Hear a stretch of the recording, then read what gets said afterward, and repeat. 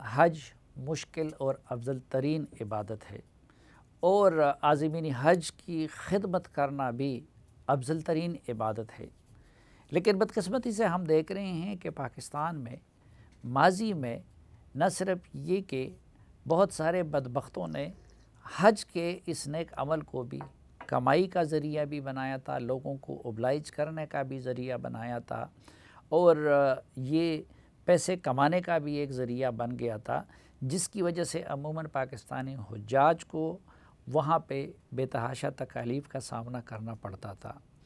تو آج ہم نے زحمت دی ہے وفاقی وزیر مذہبی امور و حج و سفران جناب سینیٹر طلحہ محمود صاحب کو، اور ان سے پوچھتے ہیں اور جانتے ہیں کہ ان کی وزارت نے اب کے بار کیا اقدامات کیے ہیں کہ ماضی کے ان قبیح اعمال کا اعادہ نہ ہو۔ بہت شکریہ طلحہ محمود صاحب، اور سب سے پہلے یہ جاننا چاہوں گا کہ ماضی میں تو عموماً یہ ہوتا تھا کہ لوگ زیادہ ہوتے تھے، کوٹا کم ہوتا تھا، اب کے بار یہ کیا معاشی حالت کی وجہ سے ہمیں کچھ کوٹا واپس کرنا پڑا یا کہ کوئی اور وجہ ہے؟ جی بسم اللہ الرحمن الرحیم۔ دیکھیے، ایک تو مہنگائی تو ایک ہے ہی اس ایک مسئلہ ہے، لیکن اتنا بھی نہیں ہے۔ اس کا مین پرابلم جو ہوا ہے جو واپس کرنے کا، وہ منسٹری آف فائنانس نے پیمنٹ دینی ہے ڈالر کے اندر باہر، اور منسٹری آف فائنانس نے اس دفعہ جو طریقہ کار کیا تھا وہ یہ کیا تھا کہ 4 حصوں میں جتنی بھی اپلیکیشن تھیں ان کو 4 حصوں میں بانٹا تھا۔ یہ تقریباً 1,79,210 کا ہمیں کوٹا ملا تھا سعودی عرب سے، تو اس میں انہوں نے 50% جو تھے اپنا پرائیویٹ آپریٹر اور 50% گورنمنٹ کا، اس 50% کا بھی 50-50 انہوں نے کیا تھا۔ اوورسیز پاکستانی بھیجیں باہر سے پیسے، اور پھر وہ پاسپورٹ بھی بنائیں، اور وہ پھر پاکستان کے تھرو جو ہیں وہ حج پہ جائیں۔ تو اس میں انہوں نے بڑا وہ جو بنایا سسٹم، وہ سسٹم چلا نہیں، اور اس کی وجہ سے ہمارے پاس جو اپلیکیشن آئی تھیں وہ 7,000 کے قریب آئی تھیں، 44,000 کی جگہ، اور باقی جو اپلیکیشن تھیں وہ خیر زیادہ آئی تھیں، وہ 72-73,000 کے قریب آئی تھیں۔ پھر بعد میں فیصلہ یہ کیا کہ جو فورن والا تھا وہ بھی اسی میں ڈال دیتے ہیں، تو 72-73,000 ہم نے ڈائریکٹ ہی سارا کر دیا تھا بک جتنا تھا۔ تو بیچ میں ہماری کوئی 8,000 کے قریب جو ہے وہ بچتا تھا، وہ بھی ہم چاہ رہے تھے کہ یہ 8,000 جو ہے یہ ہم یوٹیلائز کر لیں۔ اس کے لیے $24 ملین چاہیے تھا جو باہر بھجوانا تھا، تو منسٹری آف فائنانس کے پاس فائنانس کا پرابلم تھا۔ اب جو پرابلم آ رہا ہے وہ تو خیر اب جو ہونا تھا ہو گیا، وہ ہم نے کچھ واپس کیا، کچھ واپس لے لیا، اور وہ بھی سارا ختم ہو گیا تقریباً۔ اتنے لوگوں کی ہے اپنا اس وقت اپلیکیشن۔ اس سال کیا ہے اخراجات، پرائیویٹ کیا ہے اور سرکاری کوٹے میں جانے والوں کے اخراجات؟ سرکاری جو جا رہے ہیں وہ ہے 11,75,000 روپیہ، اور اس میں سے 55,000 میں نے واپس کر دیا، تقریباً 4.5 ارب روپیہ۔ یہ ہمارے جو گورنمنٹ کے تھے 81,000 80,000 کے قریب، اور باقی ہم مزید اس کاسٹ کو نیچے لے کر آ رہے ہیں، تو اس میں دیکھ لیتے ہیں کہ کتنا بچ جائے گا، وہ بھی ہم ان کو واپس۔ اس میں گورنمنٹ کوئی سبسڈی بھی دے رہی ہے؟ گورنمنٹ ایک پیسہ سبسڈی نہیں دے رہی۔ اچھا، یہ بس اوریجنل اخراجات ہے؟ اور یہ اوریجنل اخراجات ہیں، اور ہوا یہ ہے کہ یہ جو آپ کو نظر آ رہا نا کہ پیسے بہت زیادہ ہوئے ہیں پاکستانی روپیز میں، یہ حج کا پرابلم میں ادھر تھوڑا سا کیلکولیشن کمپیریزن دے دیتا ہوں۔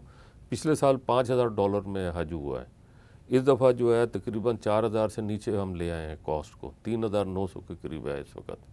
تو ہم ڈالر کے اندر دیکھیں تو ہم نیچے آئے ہیں، لیکن پاک روپی میں دیکھیں تو ہم اوپر جائیں۔ اس کی وجہ یہ ہے کہ تقریباً آلموسٹ پچھلے سال سے جو ڈالر ہے وہ ہمارا جو ہے تقریباً آلموسٹ ڈبل ہو گیا۔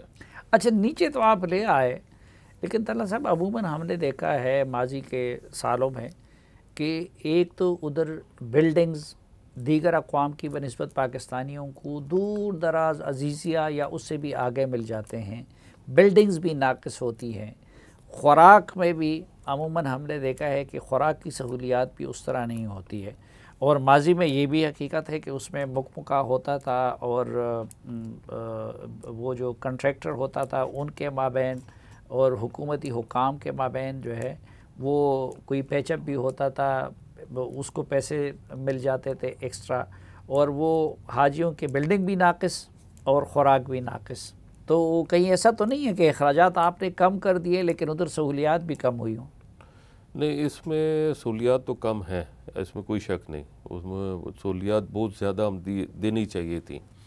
اس میں جہاں تک آپ نے بلڈنگ کا کہا، بلڈنگ کے اندر ہمیں جو ہے اچھی بلڈنگ بھی مل رہی ہیں، درمیانی بھی مل رہی ہیں، خراب بھی مل رہی ہیں. وہ اویلیبلٹی کے حوالے سے ہے.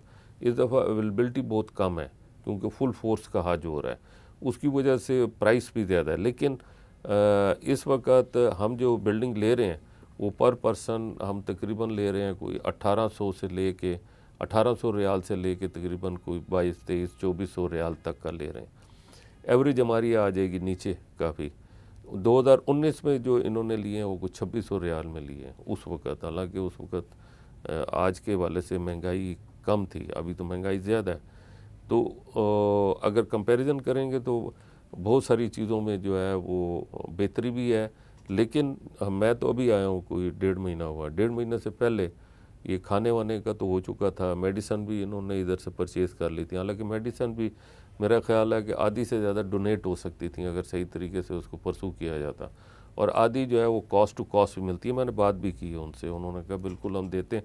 لیکن بات یہ ہے نا کہ اب یہ بہت ساری چیزیں مینیج کرنے سے بھی بہتری آ سکتی تھی اس میں. تو اور کھانے کا جہاں تک تعلق ہے، کھانے کے اندر بھی میں یہ سمجھتا ہوں کہ وہ بھی چونکہ پہلے یہ سارا کچھ کر چکے تھے، ہم ہو سکتا ہے کہ اس مینیو کو اور بہتر کر سکتے تھے. اس کی پرائس بھی ہو سکتا ہے تھوڑی ہم نیچے لے آتے جو ہمیں پتہ چلا. لیکن بہرحال وہ چونکہ ہو چکا تھا اور ہمارے پاس ٹائم تھا نہیں.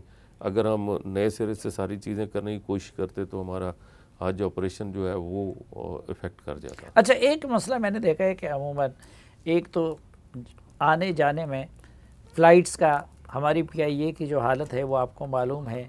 فلائٹس ڈیلے ہو جاتی ہے، لوگوں کو گھنٹوں گھنٹوں انتظار کرنا پڑتا ہے جاتے ہوئے آتے ہوئے بھی. پھر وہاں پہ عموماً پاکستان جیسے ملک کو ٹرمینل بھی کوئی سیکنڈ کلاس کا ملا ہوتا ہے. تو ان مسائل پہ قابو پانے کے لیے امیگریشن کے بہت سارے مسائل ہوتے ہیں. بہت سارے لوگ ایسے ہوتے ہیں جو پہلی مرتبہ باہر ٹریول کر رہے ہوتے ہیں. تو اس میں کوئی آسانی لانے کے لیے کچھ کیا ہے آپ نے؟ اس میں ہم نے روڈ ٹو مکہ کے حوالے سے ایک پروگرام شروع کیا تھا. اسلام آباد سے جتنے بھی جائیں گے ان کی امیگریشن ادھر ہی ہوگی، اور باقی ایئرپورٹ جو ہے وہ تو نارمل انداز میں جائیں گے. لیکن اگلے سال جو ہے اس کو ہم آگے لے جائیں گے بقول سعودی عرب گورنمنٹ. تو ان کی ادھر کوئی جدہ پہ انتظام ہوا ہے کہ ادھر ایئرپورٹ پہ ذرا نسبتاً آسانیاں ہوں ان کو؟ جی وہ بھی وہ تو ان سے بات کی ہے کہ بھئی آپ ان کو آسانیاں دیں. لیکن چونکہ بہت پبلک آ رہی ہوتی ہے، وہ کو تھوڑی بہت آسانی دیتے ہیں، تھوڑی نہیں دیتے. لیکن ان لوگوں کو بہت آسانی ہو جاتی ہے جن کی امیگریشن اسلام آباد سے ہو رہی ہے.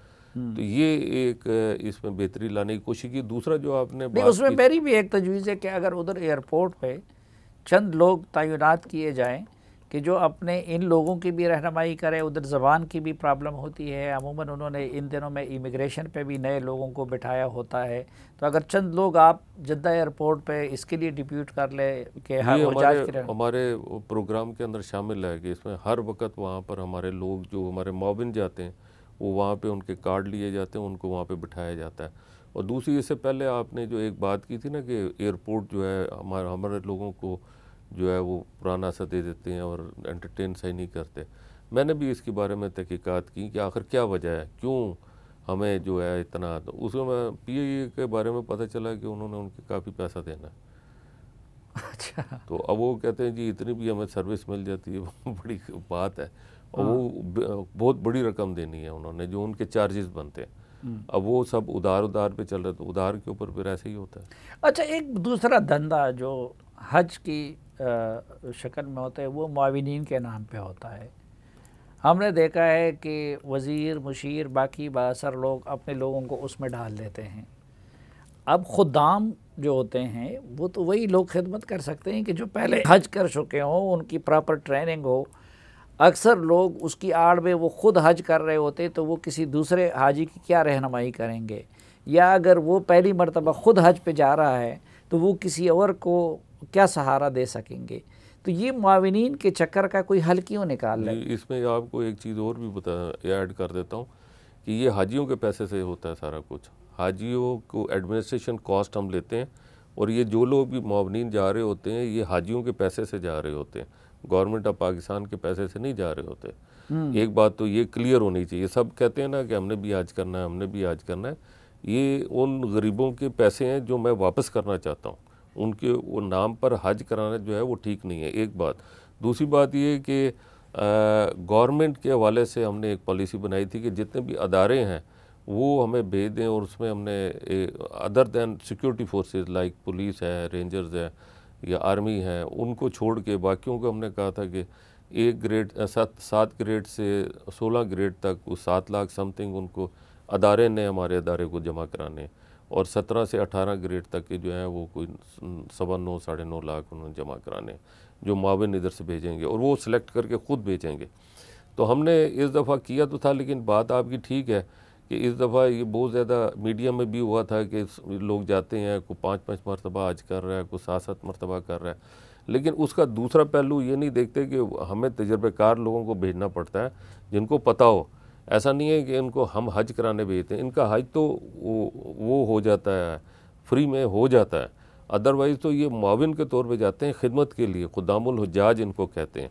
اب پرابلم یہ ہے کہ اس وقت جو ہے وہ خدام الحجاج جو ہے وہ ہر آدمی خدام الحجاج کے اس میں جانے کی کوشش کرتا ہے، جبکہ ان کا وہ بنتا نہیں ہے۔ یہ تو طریقہ کار یہ ہے کہ جس انداز میں آئے اور گورنمنٹ نہیں تو اب آپ کے پاس اختیار ہے تو آپ ختم کیوں نہیں کر دیتے اس سلسلے؟ میں تو ختم کر دوں گا، لیکن ابھی تو چونکہ ابھی آئے ہیں تو پچھلی پالیسی ہی فالو کر رہے ہیں ٹل حج تک۔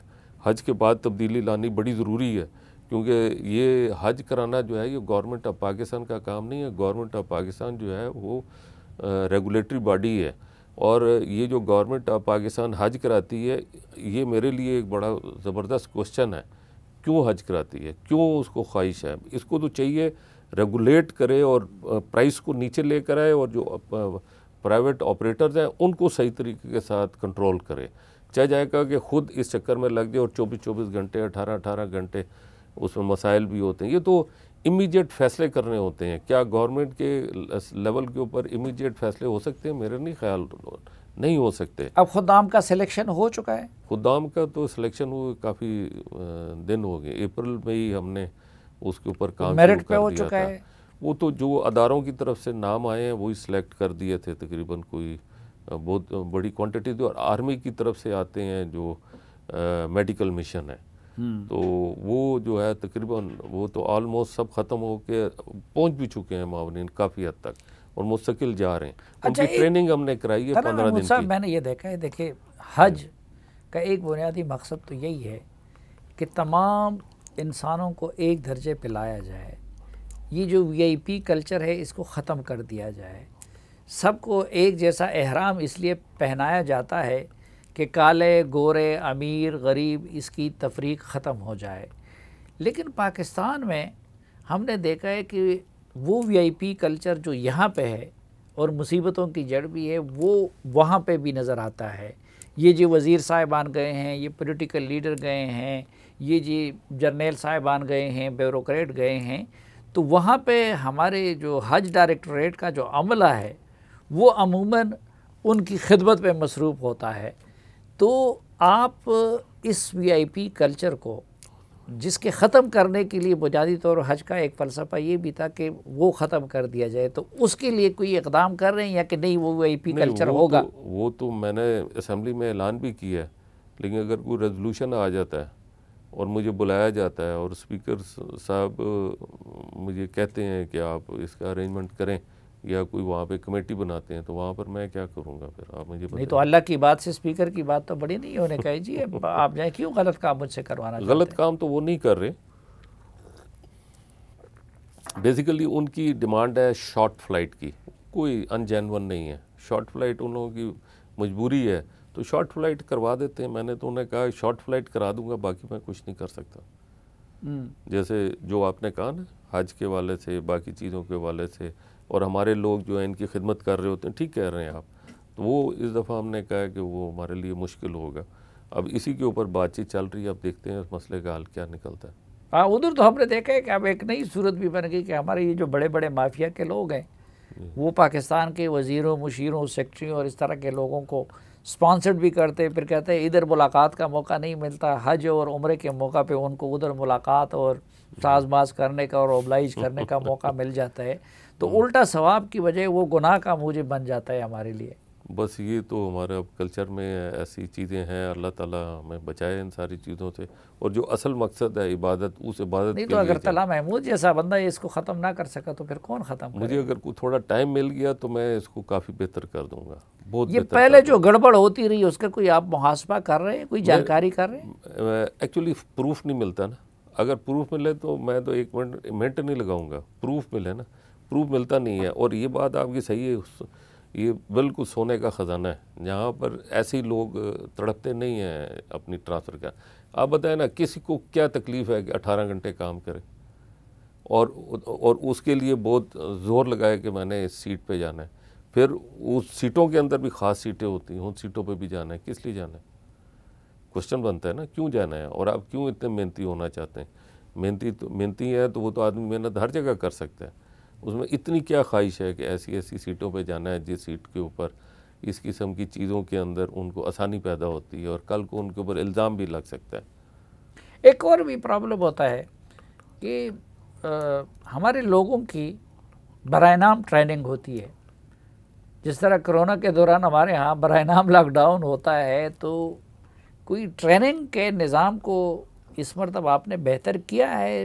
جو باقی ملک کے حجاج ہم دیکھتے ہیں، ملائیشیا کے، ترکی کے، وہ بڑے منظم انداز میں ان کو تمام چیزوں کا بھی پتہ ہوتا ہے، لیکن ہمارے ہاں ٹریننگ کا مسئلہ میرا خیال ہے جاتا ہے کہ ایک دو مرتبہ ٹریننگ دینے سے تو نہیں مسئلہ حل ہوگا، ایک بات۔ دوسری بات یہ کہ جو اب معاونین ہیں ان کو 14 دن کی ٹریننگ ہم نے پہلی مرتبہ دی ہے، اس سے پہلے کبھی ٹریننگ میرا خیال ہے ہوئی نہیں، اگر ہوئی بھی ہوگی تو ایسے ہی 1-2 دن کی ہوئی ہوگی۔ اس دفعہ تو پراپر 14 دن کا باقاعدہ سرٹیفکیٹ لینا ان کے لیے ضروری تھا۔ اب دوسری بات، جو ہمارے حاجی جا رہے تھے ان کی ٹریننگ کیا ہے، 1 دن کا سیشن یا 2 دن کا سیشن، وہ بھی وہ اٹینڈ نہیں کرتے ہیں۔ جن ملکوں کی آپ نے بات کی ہے ان کی ٹریننگ تو کئی مہینے ہوتی ہے، ان کو ایک چیز کا پتہ ہوتا ہے، ہم نے لائن پہ لگنا ہے، ہم نے کس جگہ پہ کیا ایکشن کرنا ہے، ہم نے کس جگہ پہ جا کے کیا کام کرنا ہے، ایک چیز کا پتہ ہوتا ہے، ہمارے حاجیوں کو نہیں پتہ ہوتا۔ بہت شکریہ جناب سینیٹر طلحہ محمود صاحب ہم سے بات کرنے کے لیے۔